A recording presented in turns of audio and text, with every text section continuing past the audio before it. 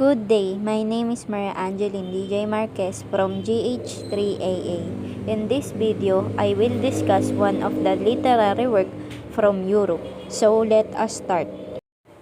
The Hunchback of Notre Dame is one of the most famous novel in Europe. We will discuss the biography of the author, the history of the text, the plot, theme, point of view, and the characters and the settings of the story. First is the author. Victor Hugo is a French poet, novelist, essayist, playwright, and dramatist of the Romantic movement. During a literary career that spanned more than 60 years, he wrote abundantly in an exceptional variety of genres: lyrics, satires, epics, philosophical poems, epigrams, novels, history, critical essays, political speeches, funeral orations, diaries, and letters, public and private, as well as dramas in verse and prose. Second is the history. The Hunchback of Notre Dame is a French Gothic novel by Victor Hugo, published in 1831. The novel has been described as a key text in French literature and has been adapted for film over a dozen times.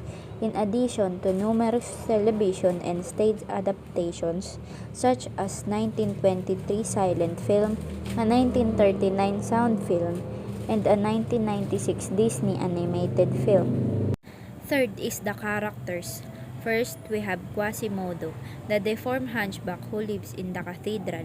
Quasimodo was abandoned as a baby and rescued by Claude Frollo, whom he follows unquestionably. Quasimodo was kept in isolation his whole life, spending his time playing the bells of the cathedral, which eventually caused him to go deaf. Now let's look at the Archdeacon Claude Frollo, who lives in Notre Dame and is Quasimodo's only connection to the outside world. He keeps the hunchback isolated and rules over him with a hard heart. Frollo becomes infatuated with the gypsy Esmeralda, but blames his lust on witchcraft and sorcery. Regardless, he repeatedly tries to convince Esmeralda to give herself to him, but is always refused. This leads us to Esmeralda, the beautiful gypsy girl with a heart of gold. She is admired throughout the city for her beauty.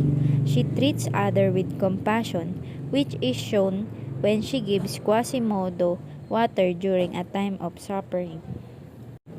Lastly, we need to discuss Captain Phoebus, who leads the king's archers.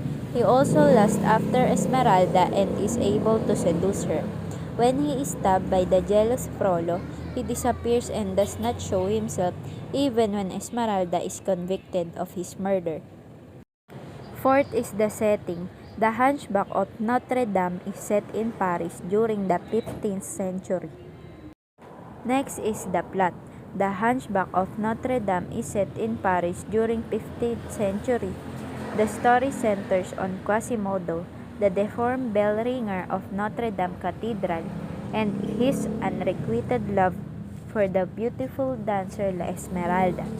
Esmeralda, born Agnes, is perceived to be a French Roma girl. Her biological mother is a former prostitute but now known as Sister Gudule. 15 years before the events of the novel, a group of Roma kidnapped the infant Agnes from her mother's room.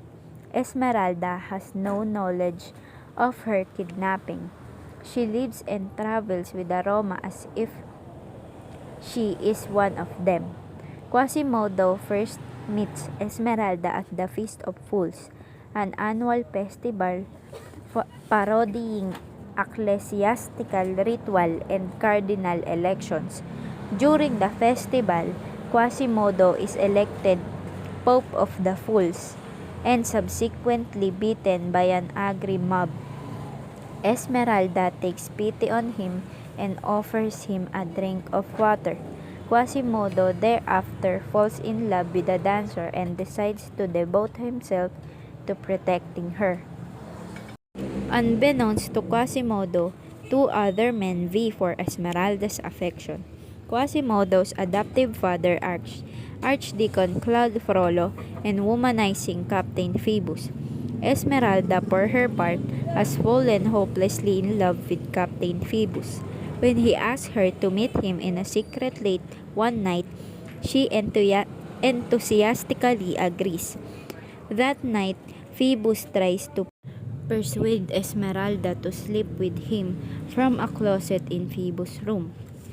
A disguised Frollo spies on the couple. After he sees Phoebus kiss Esmeralda's shoulders, the Archdeacon, in a fit of jealous rage, breaks down the closet door and stabs Phoebus in the back.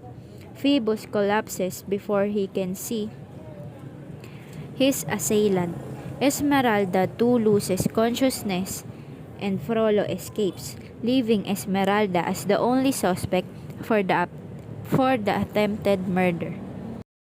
Esmeralda is quickly captured by the king's guard. Master Jack presides over her trial. Master Jack sentences her to death after she falsely confessed to witchcraft and to murdering Phoebus. Esmeralda is unaware that Phoebus is alive. Quasimodo attempts to shelter Esmeralda in Notre Dame, but he is ultimately unable to save her.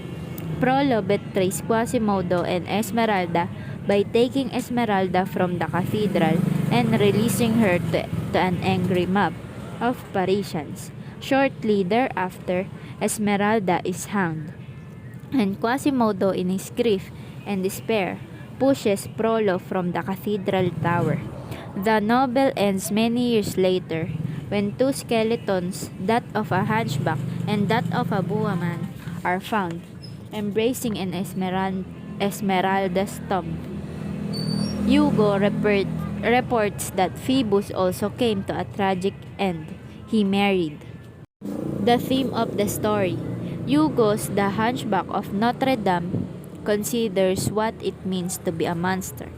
The novel makes Quasimodo's defining characteristics his physical monstrosity, and his entire identity is constructed around being perceived as a monster. He is described by one of the women of Paris as a wicked, ugly man. Several characters suggest that he is some kind of supernatural being that prowls around Paris, casting spells on its citizens. Quasimodo is juxtaposed with the dashing Captain Phoebus, who shares his name with the Greco-Roman god of the sun. Phoebus is described as an imposing young man, one of those handsome fellows whom all women agree to admire. Yet, it is Quasimodo, not Captain Phoebus, who attempts to save Esmeralda and who ultimately kills the Archdeacon, thereby ending his reign of terror. Esmeralda is also perceived as a kind of monster, although she is not. In fact, she is seen and treated as one. In The Hunchback of Notre Dame, the Roma are associated with witchcraft and the supernatural. They are viewed as exotic outsiders and are said to practice magic, possessed by satanic goats, and kidnap Parisian children, among other things.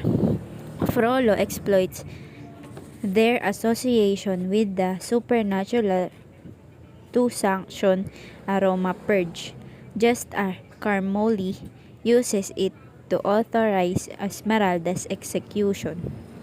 The novel condemns the society that heaps misery on the likes of Quasimodo and Esmeralda. In the end, Hugo indicates that the real monster are not Quasimodo and Esmeralda but Frollo and Phoebus. Lastly, the point of view. The narrator is a third-person, limited, omniscient narrator who occasionally deviates from the main plot to describe aspects of various characters' past so as to better explain their words and actions. This is the end of discussion, and thank you for listening.